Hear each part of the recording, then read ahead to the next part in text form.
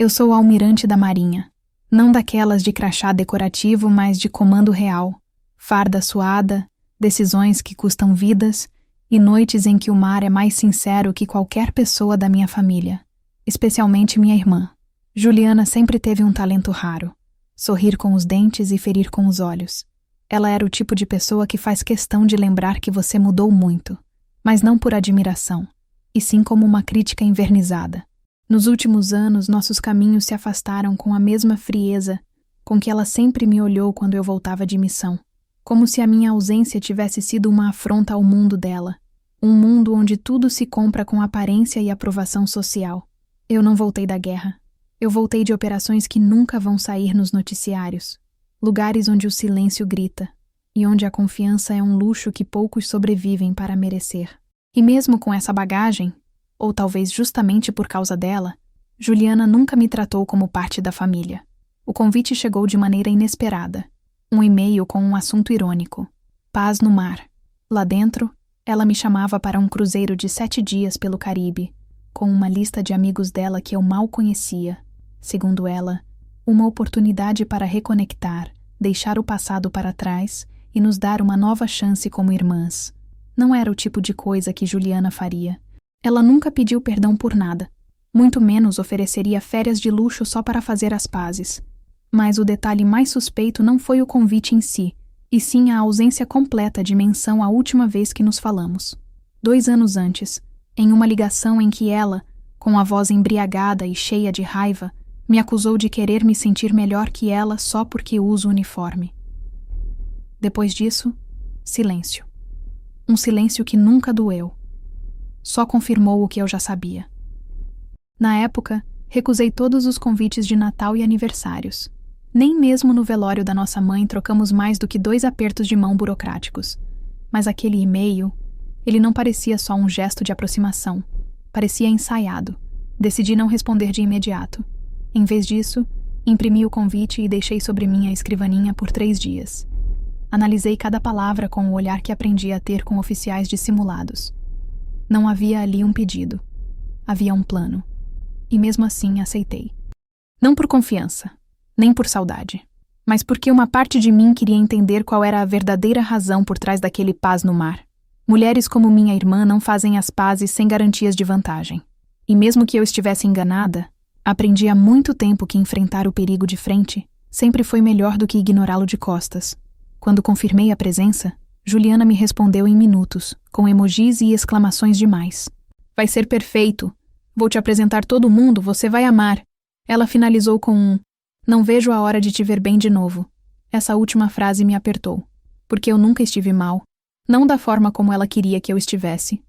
Mas ela sempre deturpou a minha estabilidade como arrogância. O embarque foi em um sábado nublado, o tipo de tempo que me fazia sentir em casa.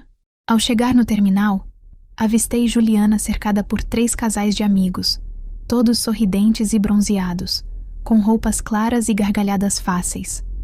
Ela me viu e correu para me abraçar. Um gesto que parecia mais um cumprimento de foto de revista. Maninha do mar, ela disse, alto demais, como se quisesse que todos soubessem quem eu era. Eu apenas retribuí com um sorriso curto e disse: Juliana. Acomodaram-me em uma cabine no convés intermediário. Era bonita, confortável e isolada. Longe dos demais. Estrategicamente separada. O primeiro dia passou sem grandes eventos. Brindes no convés, selfies de grupo, jantares temáticos com música ao vivo. Juliana fazia questão de me incluir em tudo, mas sempre como uma peça decorativa e não como alguém realmente próxima. Quando conversava comigo, era sempre na frente dos outros. Quando estávamos sozinhas, ela se limitava a sorrisos plásticos e perguntas rasas. E o quartel? Ainda dorme em cama dura? Eu respondia com frases curtas, mas observava. E o que vi foi uma irmã encenando a paz como um show. E eu, mais uma vez, sendo usada como figurante na novela que ela contava para os outros. Na manhã do 2º dia, algo estranho aconteceu. Um dos amigos dela, Lucas, um advogado falante demais, deixou escapar um comentário que soou desconectado. Você é corajosa, hein? Topar vir nessa viagem depois de tudo. Eu travei por dentro. Depois de tudo? Que tudo? Pedi um café preto, me afastei e fui até a grade do navio, olhando o mar que se abria em silêncio. Respirei fundo. Eu já estive em embarcações onde o perigo vinha pintado de patriotismo, mas ali o perigo era mais íntimo e mais venenoso. No terceiro dia, o jantar foi formal. Vestidos longos, taças de cristal, pratos com nomes que pareciam códigos. Juliana estava impecável, maquiada, reluzente, falante. Me apresentou a um novo amigo, Enzo. Discreto, olhos pequenos, mãos que nunca largavam o celular. Ele parecia mais observador que participante. Foi nesse jantar, nesse exato cenário de luxo e harmonia fabricada, que algo quebrou. E foi no momento mais sutil que a guerra começou. Mas essa parte pertence ao próximo capítulo. A noite caiu com uma elegância ensaiada, como se o navio tivesse sido programado para encenar um teatro de reconciliações fingidas. O céu estava limpo, o mar estava calmo demais, e as luzes da embarcação refletiam na água, como se até os reflexos estivessem tentando manter as aparências. Eu reconheci esse tipo de silêncio. Era o mesmo que antecede as ordens mais sujas, a calmaria de antes da quebra. O ar me pareceu espesso já no corredor que levava ao salão principal. Um pressentimento que não vinha de fora, mas de dentro, e em mulheres como eu, que já viram o fundo do poço com farda, esses pressentimentos não costumam mentir. Na entrada do restaurante do navio, havia uma mesa longa decorada com velas finas e flores delicadas, tão bonita quanto desonesta. A composição perfeita para que todos abaixassem a guarda e esquecessem que até o perdão, quando oferecido como espetáculo, pode ser só uma arma disfarçada. Juliana estava no centro da mesa, como anfitriã informal da noite. Sorriu assim que me viu, como se fosse uma atriz principal de um filme, em que a única coadjuvante que importava fosse eu. Cumprimentei os demais com polidez, mesmo sabendo que nenhum deles me conhecia de verdade. A maioria havia me visto apenas em fotos ou em histórias contadas por ela. Versões editadas de mim que eu nunca aprovei, mas que aprendi a deixar correr, como se fossem rumores inofensivos. Naquela noite percebi que não eram. Ela me indicou o lugar ao lado dela, como se fôssemos amigas íntimas. Aproximei-me com passos lentos. A música ambiente parecia abafada demais, como se fosse parte de um filtro para esconder ruídos de fundo, ou de consciência. Sentei e reparei imediatamente nas taças. Eram duas, uma de vinho branco e outra de água com gelo. Todos tinham duas, menos Juliana. Ela havia recusado o vinho. Uma escolha incomum para alguém que sempre enchia o copo nas primeiras rodadas. Tive uma leve enxaqueca hoje. Resolvi ficar só na água, ela disse, sorrindo para os outros. Para mim, ela não disse nada. Enquanto os garçons se moviam com precisão entre as mesas, distribuindo entradas e enchendo taças, Juliana mantinha todos entretidos. Histórias engraçadas do passado, piadas internas que me excluíam com elegância, comentários sobre a vida de cada um, como se ela fosse o elo entre todos nós. E de certa forma era. Ela sabia seduzir plateias. Sabia como manter todos rindo enquanto mantinha o foco distante daquilo que realmente queria. E eu sabia que ela queria alguma coisa. Eu só ainda não sabia o quê. Foi durante o segundo prato que tudo mudou. Um leve toque no meu ombro. Virei discretamente, e uma jovem garçonete, cabelo preso, rosto pálido e olhos agitados, deslizou algo sob meu guardanapo. Ela nem esperou que eu olhasse. Já se afastava quando sussurrou com a voz trêmula. Desculpe, eu achei que precisava saber. Permaneci imóvel por 2 segundos, mas o calor no peito me entregava. Peguei o papel com calma. Era um pequeno bilhete dobrado com pressa. Reconheci a caligrafia trêmula. Acabei de ver sua irmã colocar algo no seu vinho. Só isso. 7 palavras.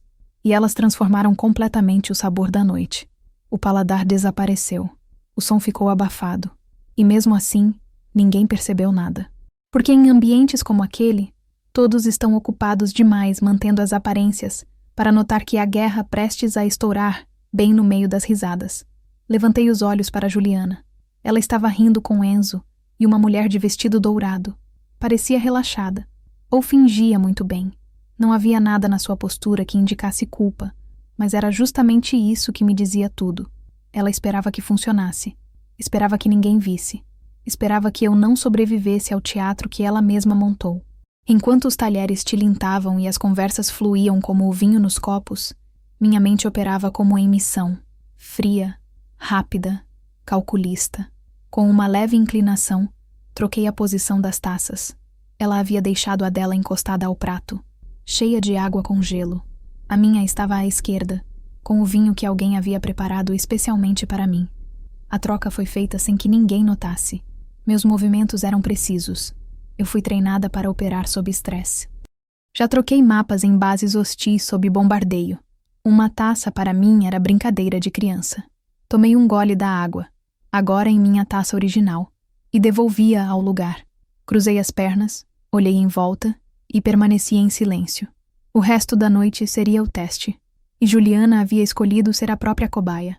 Ela levantou a taça de vinho com leveza, como quem brinda pela reconciliação que nunca aconteceu. Há um novo começo, disse ela, erguendo o copo. Todos repetiram, sem saber o que estavam selando. Eu sorri, sem levantar minha taça. Apenas a observei beber. Ela tomou um gole generoso, e então, quase imperceptivelmente, pousou o copo. Passaram-se 5 minutos. 10. Nada. Ela falava normalmente. Mais 15 minutos. E então, algo mudou. Ela passou a mão na testa. Piscou mais lentamente. Um dos convidados perguntou se estava tudo bem. Ela riu e disse que sim. Mas a voz saiu estranha. Uma oitava mais baixa. Como se estivesse com dificuldade para acompanhar a própria boca. Foi aí que eu percebi. O plano dela não era me matar. Era algo mais sutil. Algo que passasse despercebido por todos os outros. Ela queria me derrubar. Me fazer parecer fraca. Desorientada. Alguém instável que passaria vergonha diante de todos. Um tropeço. Um desmaio. Uma confusão de palavras. Qualquer coisa que justificasse o velho discurso de ela não está bem, coitada. O trabalho militar a destruiu. Mas o tiro saiu pela culatra. E era só o começo. Juliana sempre soube manipular cenas como quem rege um coral invisível. Ela nunca dizia diretamente o que queria, mas dava passos certeiros para que todos ao redor concluíssem sozinhos, por conta própria, que ela era a vítima, a injustiçada, a irmã brilhante e sensível que só queria amor e nunca foi compreendida. E eu, segundo ela, era a distante, a dura demais, a militar fria que desaparecia por meses, sem ligar para a família. Isso era útil para ela. Era o roteiro que funcionava. E aquela noite, naquele jantar, ela contava com isso para mais uma encenação. A última, se tudo tivesse saído do jeito que planejou. Mas não saiu. Depois que ela tomou o primeiro gole da taça que originalmente estava no meu lugar, eu continuei em silêncio. Mantive a compostura, os olhos fixos nos demais. Continuei a comer, mesmo sem sentir o gosto do peixe sofisticado que me serviram. Eu não tinha fome. Tinha foco. Cada movimento dela era observado sem que ela percebesse. E foi na sutileza que começaram os sinais. Ela ainda tentava manter a conversa fluindo, fazendo piadas que nem todos entendiam, rindo alto, como sempre. Mas a risada veio com uma leve falha na garganta. Engasgou com o próprio riso. Tossiu 2 vezes, depois sorriu, tentando disfarçar. Bateu levemente com os dedos na taça. Tremor quase imperceptível. Quase. Eu mantive o garfo firme, a postura ereta, e disfarcei um leve desvio do olhar em direção à garçonete, que havia me entregado o bilhete. Ela ainda estava próxima, perto do balcão de apoio, mas agora com uma expressão de alerta. Nossos olhos se cruzaram por 1 segundo. Ela entendeu que eu entendi. E então, desviou discretamente. Juliana agora passava a mão no pescoço, depois na nuca, como se estivesse sentindo um calor fora de hora. Os amigos em volta ainda não percebiam. Estavam rindo de uma piada que Enzo havia contado, algo sobre uma viagem mal planejada à Grécia. Mas eu já havia perdido qualquer interesse em histórias alheias. Estava ali para outra coisa. E o que estava se desenrolando à minha frente era o início da queda de uma mulher que subestimou não só a minha inteligência, mas minha capacidade de observar em silêncio. Foram precisos cerca de 20 minutos para que os sinais ficassem claros demais para que qualquer um ignorasse. Ela largou o talher no prato com força involuntária. O som do metal batendo na porcelana chamou a atenção. Ela riu, envergonhada, e disse, Ai, gente, eu acho que exagerei no vinho. Mas eu sabia. Ela não havia exagerado. Ela havia errado o alvo. As pupilas estavam levemente dilatadas. O rosto, já bem maquiado, agora transpirava mesmo com o ar-condicionado da sala em plena potência. Ela tentava manter a fala clara, mas já tropeçava nas palavras. Foi quando tentou se levantar que o corpo fraquejou. A cadeira a arrastou de forma desajeitada e ela precisou se apoiar na mesa. Juliana, tá tudo bem? Perguntou uma das amigas. É só uma tontura, coisa boba, respondeu ela, mas a voz não tinha mais a firmeza de antes. Enzo já estava de pé, tentando ampará-la. Ela recuou. Queria manter a pose, mas não conseguiu. 2 passos depois, tropeçou no próprio salto e caiu de joelhos ao lado da mesa. A queda não foi violenta. Foi humilhante. Ela tentou se levantar sozinha, mas os braços não respondiam com precisão. Todos à mesa se levantaram. A tensão que ela tentou esconder durante anos agora escorria pelo rosto junto ao suor. Ela estava pálida, tensa, confusa, murmurava algo que ninguém compreendia. Foi nesse momento que as atenções se voltaram para mim. Eu continuava sentada, imóvel, apenas observando. Era essa a cena que ela havia planejado para mim? Era assim que ela esperava me ver, vulnerável, sem controle, sendo acudida por pessoas que me conheciam só por meias verdades que ela mesma plantou? A diferença é que eu não sou do tipo que desmorona em jantares. Se eu caio, é com um punhal na mão. Mas naquela noite, quem caiu foi ela. A segurança do navio foi acionada por um garçom. Tudo aconteceu rápido, mas em silêncio. Ninguém gritava, ninguém chorava. Havia apenas um desconforto generalizado, como se todos ali sentissem, sem saber explicar, que estavam diante de algo muito mais profundo do que uma simples indisposição. Juliana foi levada para uma área isolada do convés médico, ainda consciente, mas visivelmente desorientada. A última coisa que ouvi antes de ela desaparecer atrás das portas foi sua voz dizendo: Ela sabe... Não disse meu nome. Não apontou. Mas bastou. Na mesa, restaram os olhares perdidos, as perguntas abafadas, e um prato ainda quente diante de mim. Todos os demais se afastaram. Um dos casais pediu licença. Outro fingiu que precisava ligar para os filhos. Enzo permaneceu um tempo a mais. Olhou para mim com olhos carregados de dúvida, mas não teve coragem de dizer nada. Eu continuei ali por mais alguns minutos. Pedi outra taça de água. Quando o garçom me serviu, agradeci com um aceno curto. Ele não sorriu. Acho que ele também entendeu. Quando deixei a mesa, fiz questão de cruzar o salão com passos calmos. Nada em mim tremeu. Nem a mão, nem a boca, nem o olhar. Meu silêncio era mais alto do que qualquer grito. E naquele instante, eu sabia. Algo havia começado. Algo que Juliana jamais seria capaz de controlar. Porque o que ela havia tentado destruir, a minha estabilidade, a minha reputação, a minha imagem, agora havia se voltado contra ela. E o que ela ainda não sabia é que eu já havia ido além do bilhete. A troca da taça foi só o início. A notícia se espalhou pelo navio mais rápido do que qualquer aviso oficial. Não foi preciso alarde. Não houve gritos. Mas o boato, esse sim, viajou por corredores, passarelas e andares, como se tivesse sido soprado pelo vento do mar. Uma mulher desmaiou durante o jantar. Parece que foi envenenada. E embora ninguém dissesse o nome dela de início, bastava o olhar de quem me encontrava depois disso para perceber. Todos sabiam quem ela era. E todos sabiam quem eu era também. Juliana ainda não tinha sido oficialmente diagnosticada com nada, mas bastou que seu corpo desmoronasse diante de um salão cheio para que a dúvida deixasse de existir. E quando a dúvida morre, nasce o julgamento. Na manhã seguinte, fui acordada por um bater leve, porém insistente, na porta da minha cabine. Eu já estava de uniforme, mesmo sem obrigação. Uma parte de mim sabia que a formalidade do tecido me protegeria mais do que qualquer palavra. Quando abri, um dos oficiais do navio estava do outro lado, alto, seco, com o tipo de expressão que aprendi a identificar antes mesmo de entrar na marinha. A de quem veio por obrigação, mas com cautela. Senhora Helena, precisamos que a senhora nos acompanhe. Não perguntou se eu estava disponível. Não perguntou se eu tinha algo a declarar. Apenas comunicou. E eu, como sempre, Obedeci a ordens com a calma de quem já viu homens armados gritando coisas piores. Fui levada a uma sala pequena, sem janelas, equipada com uma mesa, 3 cadeiras e uma câmera de segurança no canto superior. Estava mais para a sala de interrogação do que para uma reunião cordial. Era clara, fria e propositalmente neutra. Um lugar feito para tirar o chão de quem tenta aparecer no controle. Gostaríamos apenas de ouvir sua versão sobre o que aconteceu no jantar de ontem, disse o oficial, agora acompanhado de outro tripulante com uniforme médico. Sua irmã foi levada ao centro médico com sinais de intoxicação leve, mas os exames de sangue revelaram a presença de substâncias que não estavam no menu. A escolha das palavras era precisa.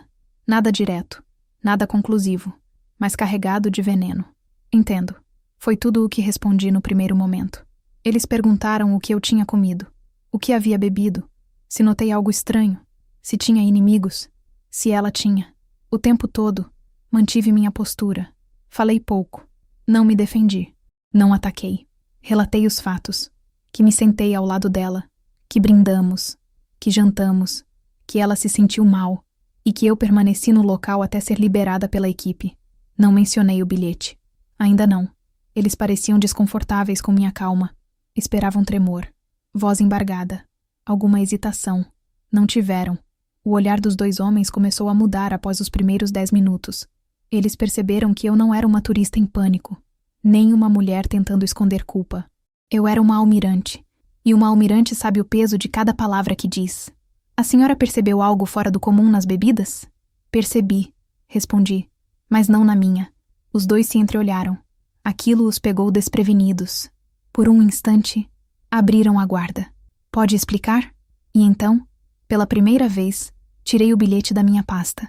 Tinha guardado com cuidado, dobrado em um papel de anotações. Coloquei sobre a mesa com delicadeza, como se estivesse entregando uma prova. Mas não falei mais nada. Apenas deixei que eles lessem. O silêncio que se seguiu foi denso. A garçonete. Você sabe o nome dela? Não. Mas ela ainda está a bordo. Os 2 saíram da sala em seguida após me pedir que aguardasse. O tempo se arrastou. Durante quase 1 hora, permaneci ali sozinha. As paredes pareciam mais apertadas a cada minuto, mas eu já havia esperado em lugares piores. Já permaneci imóvel por 6 horas dentro de um container em zona de guerra, com o corpo coberto de suor e lama, esperando o sinal de retirada. Aquilo ali era um hotel flutuante com ar-condicionado. Quando voltaram, traziam uma pasta. E pela primeira vez, usaram outro tom comigo. Confirmamos o relato da garçonete. Ela viu sua irmã mexer nas taças antes de servir. Juliana está consciente agora. Mas nega tudo. Imagino que negue. O oficial suspirou. Seu parceiro, o médico, parecia mais incomodado do que antes. A substância usada é um relaxante muscular em dose indevida. Não é letal, mas causa desorientação e perda de controle motor. Na dosagem correta, poderia simular um quadro de estresse severo, ou mesmo uma crise de pânico. Difícil de provar que houve intenção, mas num jantar público, seria o suficiente para humilhar alguém, para arruinar uma imagem. Completei por ele. Ele assentiu. Sabemos que a senhora tem um histórico impecável, e a credibilidade de alguém da sua patente tem peso, mas ainda assim, precisaremos registrar tudo. A senhora entende, não é? Eu entendia. Claro que entendia. Em todas as minhas formações aprendi que nem sempre é sobre quem fala mais alto. É sobre quem deixa o silêncio trabalhar por ele. E eu estava disposta a deixar que o protocolo fizesse sua parte. Ao sair da sala já era fim de tarde. O navio seguia seu curso, ignorando o drama silencioso de 2 irmãs em guerra. O sol se punha sobre o mar como se a vida estivesse em paz. Mas dentro de mim, algo havia mudado. Não era raiva, não era nem tristeza. Era precisão, o mesmo tipo de foco que antecede um contra-ataque. De volta à cabine, sentei diante do espelho, olhei meu próprio rosto por um longo tempo e me vi como nunca antes. Não como almirante, não como filha, não como irmã, mas como mulher. Uma mulher que sempre achou que um laço de sangue era uma farda invisível e que só agora entendia que, às vezes, o maior campo de batalha é dentro da família. E pela primeira vez em anos, entendi que a guerra não era mais no mar. Ela havia vindo comigo. Juliana ainda não sabia o que eu tinha descoberto. Nem imaginava o que eu já estava disposta a fazer. Mas ela ia aprender. E não seria com palavras. Alguns conflitos não começam com gritos. Eles se instauram com olhares, com portas que não se trancam, com copos trocados e silêncios que dizem mais do que qualquer denúncia formal. E quando a segurança do navio desceu para o salão naquela noite, eu soube imediatamente que a partir dali não havia mais volta. Não importava o que minha irmã tentasse alegar. Já era uma investigação. E uma investigação, quando entra em alto mar, não obedece mais às mesmas regras da terra firme. Naquela noite, a cabine dela foi lacrada. E embora ninguém tenha dito isso diretamente, soube que a busca foi minuciosa. É protocolo. E eles estavam assustados demais com a possibilidade de negligência. Um navio de luxo, com mais de 1.000 passageiros, não pode tolerar que um de seus jantares acabe em colapso por um mal-estar sem explicação. Isso não é má sorte, é má reputação. E reputações ali valem milhões. Juliana ficou em observação médica por quase 18 horas. Recebia soro, conversava pouco, se fazia de vítima. Alegava ter apenas confundido os copos por engano. Disse que queria fazer um brinde, que achou que estava servindo a mim, mas que pode ter derramado a bebida errada. O tom era convincente. O choro, bem executado. Ela sabia interpretar a dor como ninguém, mas agora, pela primeira vez, havia testemunhas que não estavam no roteiro dela. A garçonete que me entregou o bilhete foi formalmente ouvida. Contei isso à segurança e eles a localizaram rapidamente. O nome dela era Joana, uma funcionária temporária do cruzeiro, chamada para aquela rota por um contrato emergencial. Jovem, olhos atentos, voz trêmula, mas firme. Quando foi interrogada, disse com todas as letras: "Eu vi a senhora Juliana segurar 2 copos. Ela olhou para os lados, mexeu em um deles e o colocou exatamente no lugar da convidada. A convidada era a irmã dela. Eu sabia quem era, porque ela mencionou o parentesco várias vezes no salão.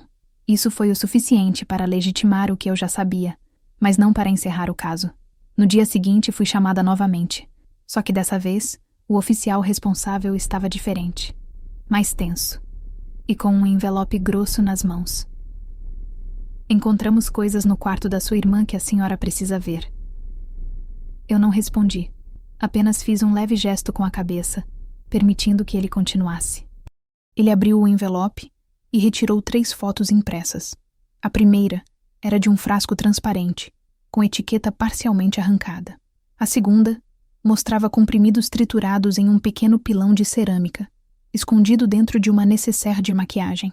A terceira era o que me fez arquear as sobrancelhas, um bloco de anotações, com recortes de datas, nomes de convidados e meu nome circulado em vermelho. "Ela estava organizando isso há mais tempo do que parece", disse ele, como quem não queria acreditar no que estava dizendo. "Não sabemos ainda o que ela pretendia exatamente, mas a combinação da substância encontrada com esse material nos obriga a tratar como premeditação. Ela queria me humilhar, foi tudo que respondi. Queria me desestabilizar diante de vocês, dos amigos, do navio inteiro. Era um teatro com um roteiro fraco, mas com um cenário grandioso, o bastante para manchar meu nome." O oficial assentiu. Pela primeira vez percebi que ele me olhava não como suspeita, mas como alguém que poderia ter sido alvo. "Queremos oferecer à senhora a chance de registrar uma denúncia formal. Sabemos que a senhora tem uma carreira sólida, e uma acusação dessas, mesmo comprovadamente falsa, pode gerar impactos. Não vou registrar nada agora", disse. "Ainda não." Ele ficou em silêncio, respeitando minha decisão, mas sabia que isso não era o fim. Voltei à minha cabine e tranquei a porta. Permaneci ali, imóvel, encarando minha própria imagem no espelho por minutos que pareceram horas. O navio, do lado de fora, balançava levemente. O céu estava limpo. Os passageiros continuavam rindo, tirando selfies, brindando como se nada tivesse acontecido. Mas eu sabia que algo havia sido desencadeado. E que Juliana, mesmo diante de tudo o que havia sido descoberto, ainda não estava satisfeita. Ela não era o tipo de pessoa que recua quando pega no ato. Ela apenas muda a tática. Naquela noite, recebi um bilhete sob a porta da minha cabine. Não vinha da segurança, nem do comando. Era dela. "Você não sabe a verdade. E não está pronta para ouvir." Era a caligrafia dela, sem assinatura, sem pedido de perdão. Apenas uma nova provocação. Respirei fundo. Me deitei sem apagar a luz. E entendi. Ali, que a guerra não havia acabado. Ela só tinha mudado de forma. E que o navio, o mesmo navio onde ela tentou me destruir, seria também o palco da queda final. Só que agora, não seria mais com taças trocadas. Seria com verdades. E eu estava pronta para cada uma delas. No mar, o tempo engana. O relógio gira no mesmo ritmo, mas a percepção se dilui. 1 minuto parece uma hora quando estamos esperando, mas desaparece como espuma quando o silêncio é carregado de tensão. E naquela manhã, depois de tudo o que havia acontecido, o silêncio estava presente até na brisa que cortava os corredores do navio. Eu caminhei pelo convés como quem já sabia o que estava por vir. Não era mais surpresa, nem indignação. Era o instinto de quem, pela vida toda, precisou estar 2 passos à frente para não ser arrastada pela correnteza dos outros. A última frase de Juliana, escrita às pressas em um bilhete sem assinatura, martelava na minha mente mais como ironia do que ameaça. Você não sabe a verdade e não está pronta para ouvir. Aquilo não era apenas provocação. Era a assinatura dela no jogo que ela mesma havia criado. Mas o erro de minha irmã foi subestimar o quanto eu estava disposta a ir até o fim. Sempre estive. Não porque gosto de conflitos, mas porque aprendi que às vezes é preciso olhar a verdade nos olhos, mesmo quando ela vem vestida de sangue da própria família. Na sala de segurança, o oficial responsável me aguardava com um semblante que misturava constrangimento e preocupação. Eu já sabia que tinham encontrado algo. Ele havia me dito isso. Mas o que ele ainda não tinha revelado era o conteúdo dos documentos que estavam escondidos no fundo falso da mala de Juliana, enrolados em uma blusa de cachemir e presos com fita adesiva sob o forro. Não eram frascos, não eram comprimidos, eram papéis, impressões de e-mails, cópias de mensagens, anotações feitas à mão em folhas arrancadas de um bloco, relatórios médicos, contratos quebrados, extratos bancários. E entre todos aqueles registros, havia uma pasta nomeada com meu nome completo em letras garrafais, sublinhado com marcador vermelho. Quando ele abriu e empurrou lentamente o conteúdo na minha direção, eu soube que Juliana não estava apenas tentando me humilhar, ela estava tentando me anular, aos poucos, de forma meticulosa e com documentação. Naquelas páginas, havia tentativas de contato com jornalistas, mensagens trocadas com ex-colegas meus que haviam saído da Marinha, solicitações de informações via canais oficiais, em que ela se passava por uma suposta repórter de um site inexistente.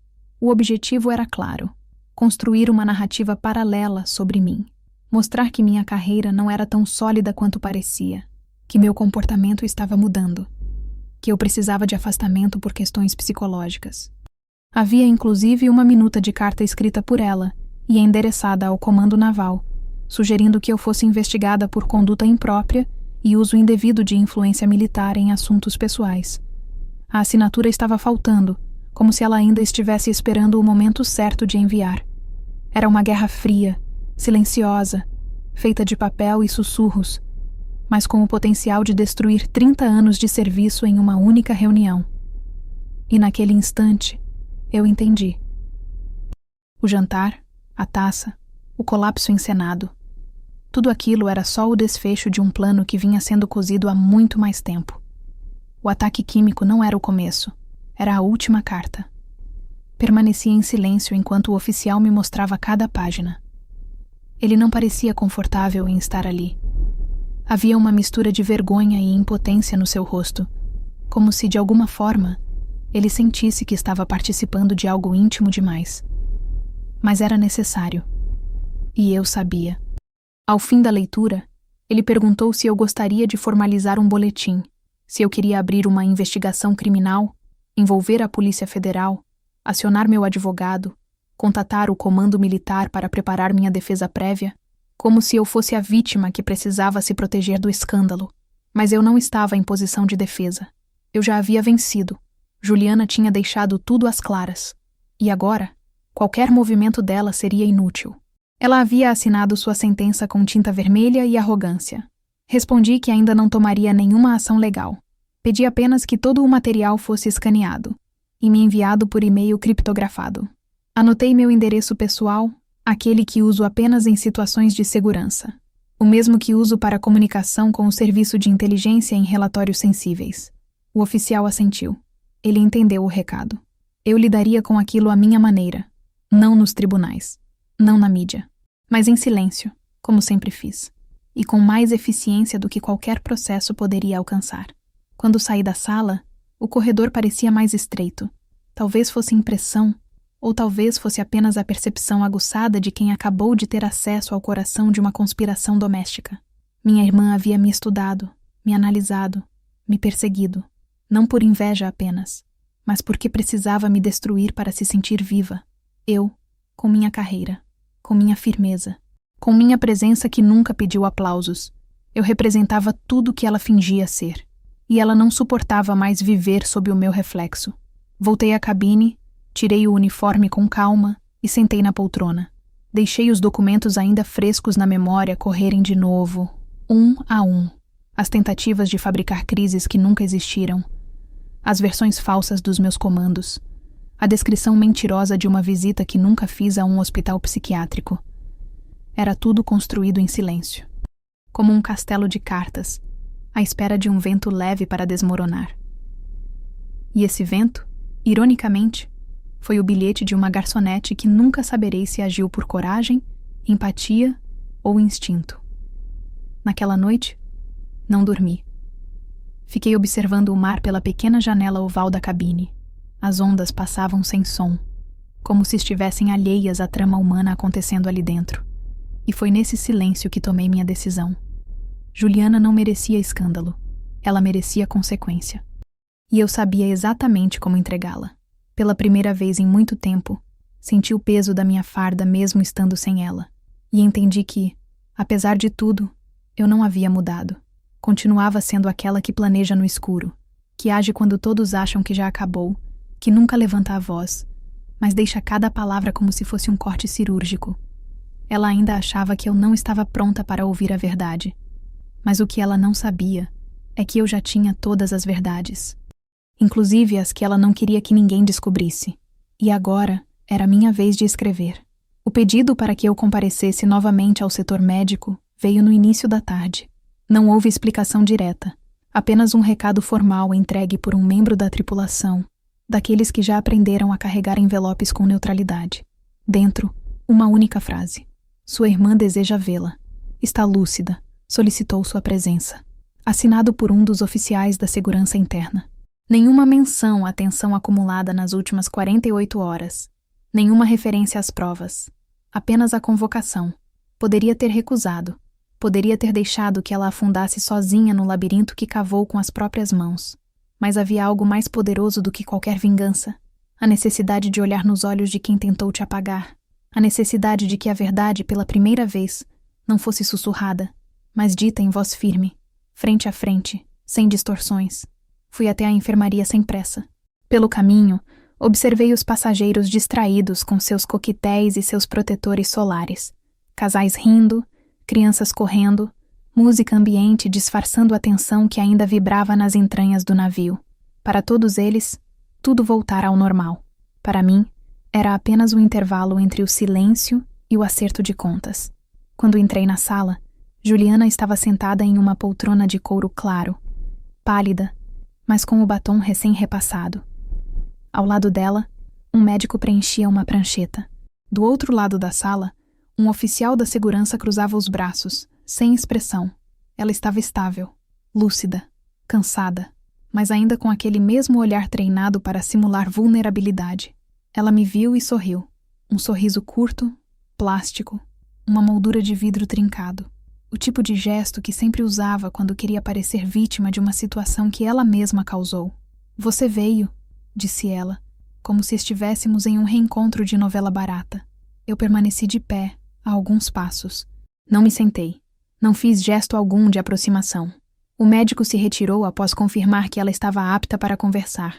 O oficial permaneceu. A sala estava segura, mas eu já sabia. Nenhuma sala é realmente neutra quando há sangue entre as palavras. Pediram para eu vir. Não vim por você, respondi. E com isso, ela perdeu o primeiro jogo. Ela respirou fundo, apoiando as mãos no colo. Por um instante, parecia frágil, mas era a encenação. E eu a conhecia o suficiente para reconhecer cada passo desse teatro. Queria te dizer que não era para ser assim. Eu só queria um tempo com você, sozinhas, como antes. O oficial fez um leve movimento, como se já tivesse ouvido aquilo antes. Juliana mentia como quem respirava, automaticamente. Sozinhas? Num jantar com testemunhas? Com uma substância no meu vinho? Com uma pasta cheia de mentiras e falsas denúncias no fundo da sua mala? Ela piscou. A menção à mala a pegou desprevenida. Ainda não sabia o quanto tinham encontrado. Ou talvez não esperasse que eu soubesse. Os olhos dela se desviaram por um segundo, voltando logo depois, mais duros. Você não entende. Você nunca entendeu. Sempre foi a perfeita, a honrada, a que voltou para casa com medalhas. Sabe como é crescer ao lado de uma sombra que brilha? Eu só queria o meu espaço. Eu só queria que alguém finalmente olhasse para mim como olham para você. Aço. Então tentou me destruir para brilhar? Tentou me fazer desmaiar no meio de uma sala cheia de estranhos para parecer superior? Tentou me tirar da marinha por carta anônima para, quem sabe, contar por aí que eu surtei? Ela não respondeu de imediato. As lágrimas começaram a subir, mas com Juliana, até as lágrimas eram calculadas. Ela precisava que eu a visse como frágil, mas eu não era mais a irmã adolescente que um dia tentou agradar. Eu era a mulher que ela tentou apagar com disfarces e comprimidos. Você me deixou sozinha. Durante todos esses anos, enquanto você vestia sua farda e cruzava oceanos, eu estava aqui, sendo a filha esquecida, a filha que não segurava a arma, que não tinha medalhas, que só tinha uma maquiagem boa e um sorriso para disfarçar. Você escolheu esse caminho, e o que fez com ele foi sua responsabilidade, não minha. Ela se calou. Pela primeira vez, realmente se calou. Você me jogou nessa viagem dizendo que queria fazer as pazes, e enquanto brindava comigo, planejava me envergonhar, me derrubar, me tornar um espectro do que sou. Você sabia que não conseguiria me vencer de frente. Por isso tentou pelas sombras. E agora você vai fazer o quê? Vai me processar? Vai me prender? Vai arruinar a minha vida como eu tentei arruinar a sua? Não preciso fazer nada disso, Juliana. Você fez isso sozinha. Eu só precisei sobreviver e deixar que as provas falassem por mim. O silêncio entre nós foi absoluto. Até o oficial pareceu respirar mais devagar. Havia ali uma guerra que não precisava de bombas. Só verdades. Eu nunca quis te destruir. Só queria provar que também sou capaz. Você provou. Provou que é capaz de sabotar, mentir, envenenar e esconder provas. Parabéns.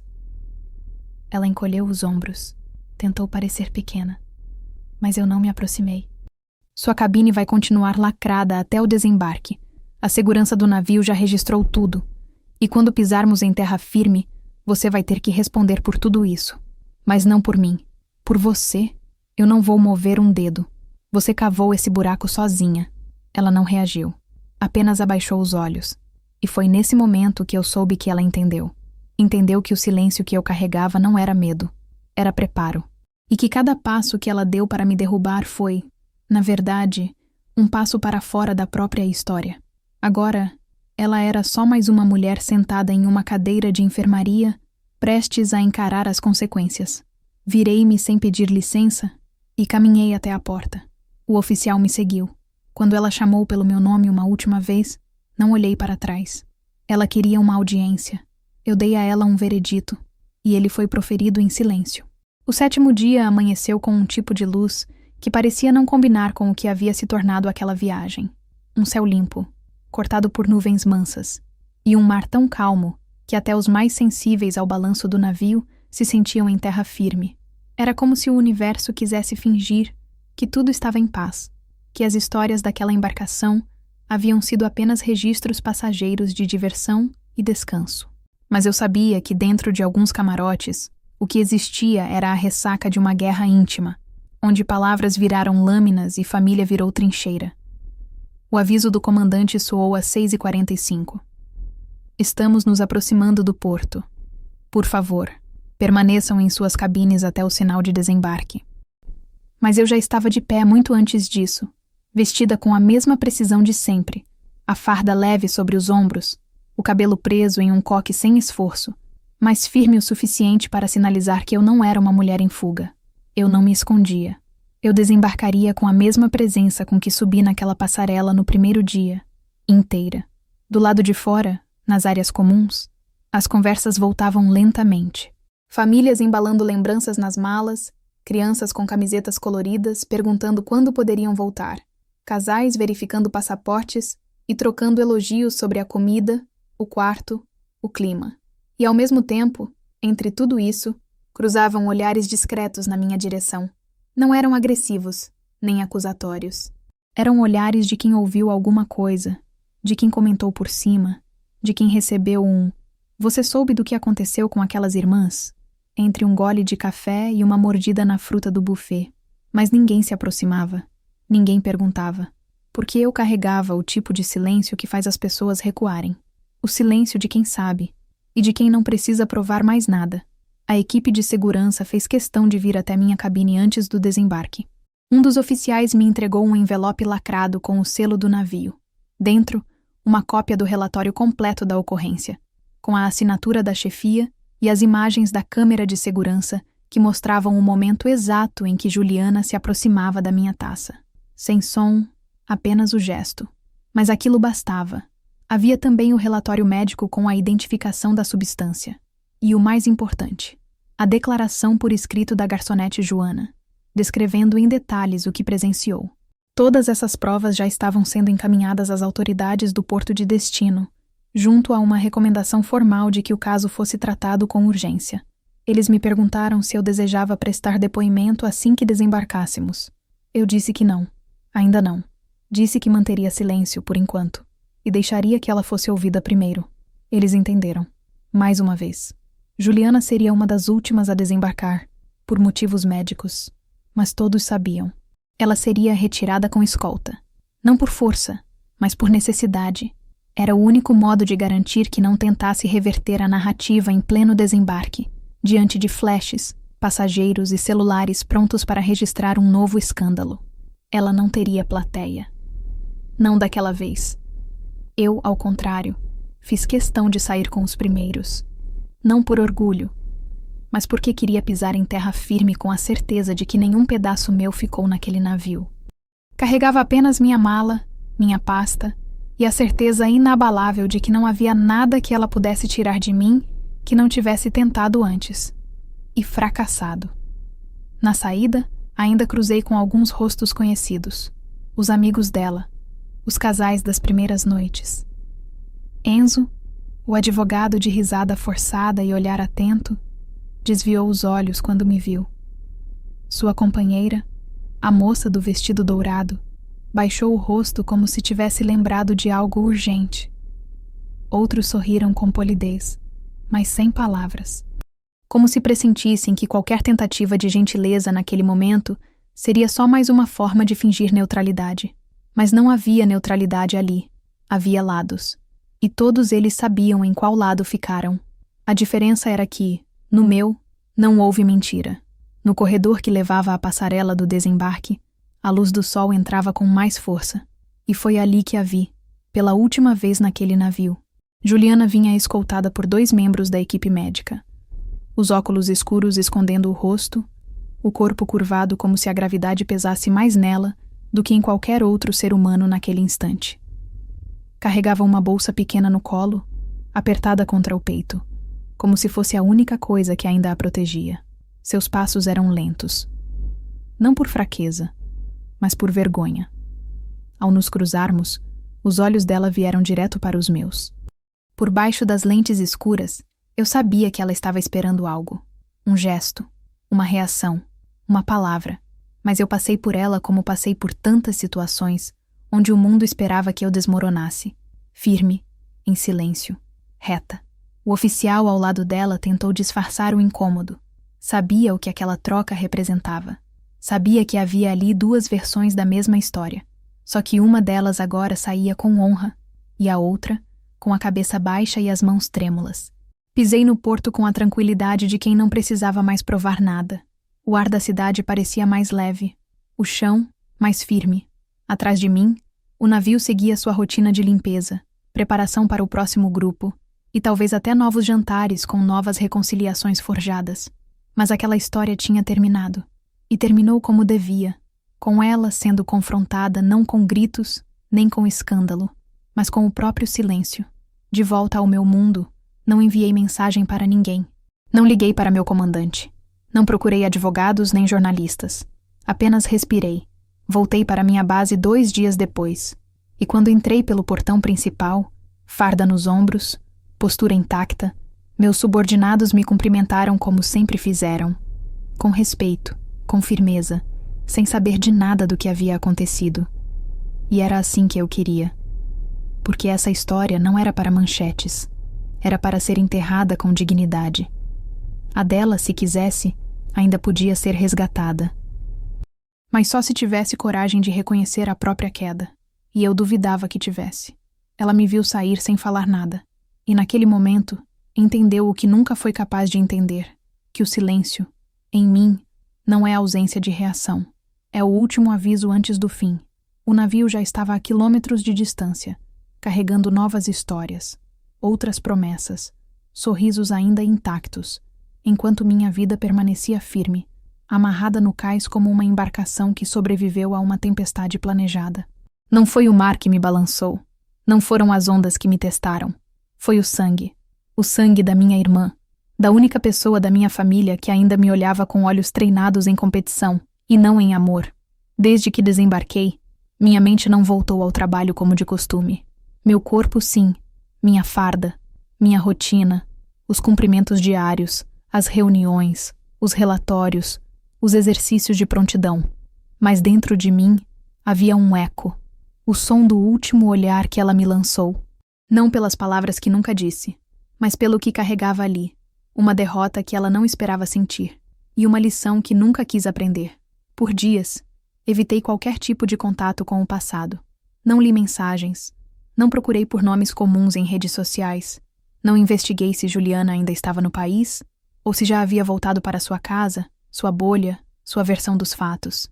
Eu não queria saber se ela havia editado a história mais uma vez, se havia transformado a verdade em um texto sentimental para os amigos do grupo de WhatsApp, ou se já estava preparando outro ataque, dessa vez mais sutil, mais digital, mais envernizado de dor.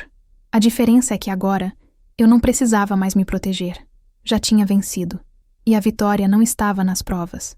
Estava no silêncio que deixei entre nós, como um espelho que ela nunca teve coragem de encarar por tempo suficiente. Mas então veio a carta, sem envelope, sem assinatura na frente. Apenas meu nome, escrito com a caligrafia apressada que eu reconheceria em qualquer lugar do mundo. A correspondência chegou na base, recebida pela equipe de triagem como qualquer documento oficial. Mas quando me entregaram, percebi pelo peso leve, pelo papel amassado em uma dobra irregular, que aquilo não era parte do protocolo. Era pessoal, um pedaço do passado tentando se manter vivo. Por um instante, considerei não abrir. Mas não era mais medo que me guiava. Era precisão. E parte da minha precisão era encarar o que precisa ser encerrado. Dentro, uma única folha, sem rasuras, escrita com caneta comum. Ela começava sem saudação, apenas um parágrafo direto, como se não houvesse mais tempo para rodeios. Você nunca foi o problema. Eu é que nunca soube como lidar com sua firmeza. Você era a muralha que me lembrava todos os dias da minha falta de estrutura. E eu passei anos tentando fazer você cair, para que eu pudesse parecer forte diante das ruínas. Eu li em silêncio, sem surpresa, mas com um aperto estranho no estômago. Não porque me afetava, mas porque, por um instante, eu imaginei a dor de alguém que construiu a própria identidade sobre o desejo de destruir outra pessoa. Ela continuava. Eu sempre fui a que precisava ser vista, a que preenchia o vazio com festas, fotos, frases ensaiadas. E quando percebi que você era lembrada até no silêncio, até nas ausências, eu senti que havia perdido antes mesmo de tentar. Quando você não reagiu, quando não gritou, quando não expôs nada, eu soube que tinha falhado, porque você nunca precisou me derrotar. Eu me derrotei sozinha. As palavras tinham peso, mas não pedido de perdão. Em nenhum momento a carta dizia desculpa, porque Juliana nunca pediria desculpas de verdade. O máximo que podia fazer era admitir a queda, e foi isso que ela fez. Na última linha, ela escreveu: Você vai continuar sendo lembrada pelo que construiu. Eu, pelo que tentei destruir. Essa é a diferença entre nós. E por mais que eu tente mudar isso agora, sei que já é tarde. Dobrei o papel, guardei na pasta vermelha onde mantive todas as cópias da investigação. E ao fazê-lo, entendi que aquela carta não era um pedido de reaproximação. Era um reconhecimento. E, de certa forma, um último olhar. Dessa vez não com raiva, nem com desafio, mas com uma entrega tardia. Durante muito tempo, acreditei que enfrentar Juliana significava provar quem eu era. Mostrar que não estava acima dela, mas que também não era menor. Hoje, percebo que não era sobre ela. Nunca foi. Era sobre mim. Sobre a mulher que aprendeu a suportar a ausência do amor familiar, sem deixar de amar a si mesma. Sobre a profissional que escolheu uma vida de honra num mundo que confunde respeito com vaidade. Sobre a irmã que suportou ser diminuída para manter a paz. Até o dia em que entendeu que paz que exige silêncio cúmplice não é paz, é submissão. Voltei à rotina. E toda vez que alguém me perguntava como foi o cruzeiro, eu sorria e dizia que o mar estava calmo. Não era mentira. Estava mesmo. O mar nunca foi o problema. O problema era o que vinha embarcado junto com a memória. Mas agora, essa memória estava arquivada, não negada, não esquecida, apenas classificada como vencida. Na última sexta-feira do mês, recebi um convite para uma conferência de oficiais superiores em Brasília. Fui como sempre fui, sem me exibir, sem precisar de ninguém para me anunciar. Na recepção, um comandante da Marinha que eu respeitava há anos me chamou de canto. Tocou no distintivo preso à minha lapela e disse: "É admirável o modo como você se mantém inabalável. Sempre foi." E eu agradeci com um aceno, mas não disse nada, porque a lição mais valiosa que aquela viagem me deixou foi essa. A verdadeira força não está em mostrar que você venceu. Está em não precisar provar mais nada para quem só existe para duvidar. A primeira coisa que fiz ao acordar no domingo foi abrir as janelas do meu quarto. Não porque estivesse calor, nem porque precisasse de ar. Fiz porque queria ver a luz entrar. E pela primeira vez em semanas, senti que o ar que entrava era só ar. Não um lembrete de tudo que deixei de dizer, nem um lembrete de tudo que precisei engolir em silêncio. Era apenas ar, respirável, leve, limpo. Senti como se meu próprio corpo estivesse tentando me avisar. Acabou. O ciclo terminou. E às vezes, quando o silêncio não é mais ameaça, ele vira refúgio. Nos dias que se seguiram ao retorno da viagem, Juliana não tentou contato. A carta que recebi foi a última ponte que ela tentou construir, e ela mesma a encerrou quando disse que era tarde. E era. Algumas pontes, quando se rompem, não se consertam. E a minha respiração, que por tanto tempo foi medida em contenção, em pausas, em travas invisíveis, finalmente voltou ao seu ritmo natural. Como se o próprio corpo tivesse parado de se encolher para ocupar menos espaço. Eu me sentei na beira da cama, os pés tocando o chão frio, e percebi que não sentia mais raiva. Não sentia medo. Não sentia nada que me prendesse àquela narrativa. Eu já não era a irmã ferida. Não era a oficial injustiçada. Eu era apenas Helena. E isso, por si só, era liberdade. Na semana seguinte, recusei 2 convites para eventos sociais da base. Não por tristeza, mas porque queria estar comigo. Fiz algo que há anos não fazia. Caminhei sozinha por uma trilha próxima ao mar, sem destino, sem telefone, apenas com o som das ondas e do vento contra o rosto. A cada passo deixei para trás pequenos pesos invisíveis, a culpa que nunca foi minha, o desejo secreto de ser compreendida por alguém que só enxergava o próprio reflexo, a dor muda de carregar laços familiares como se fossem algemas sentimentais. Eu sempre fui forte, mas agora eu era livre. Juliana, pelo que soube depois por meios discretos, não foi presa. Foi apenas formalmente advertida pelas autoridades no porto. A investigação seguiu em sigilo, e nenhuma denúncia partiu de mim.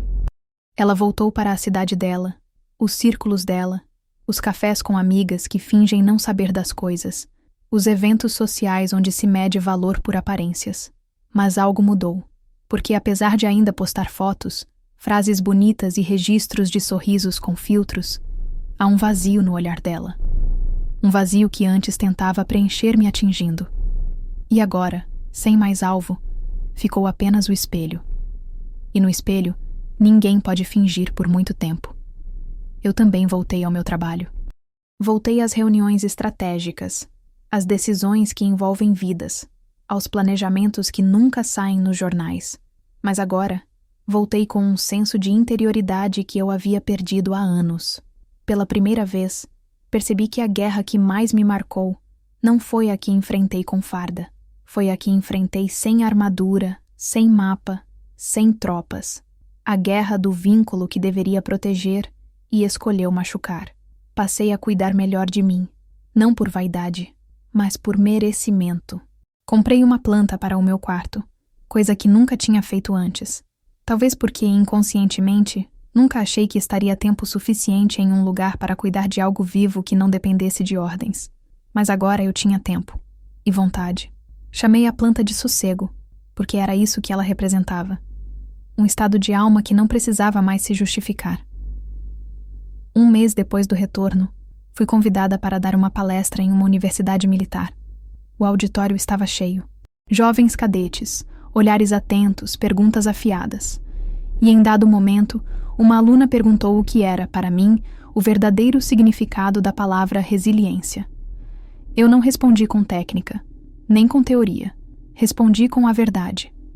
Disse que resiliência não é apenas suportar o impacto. É escolher como agir depois que ele passa. Disse que, às vezes, o mais forte não é quem resiste. É quem recusa reagir no mesmo nível de quem ataca.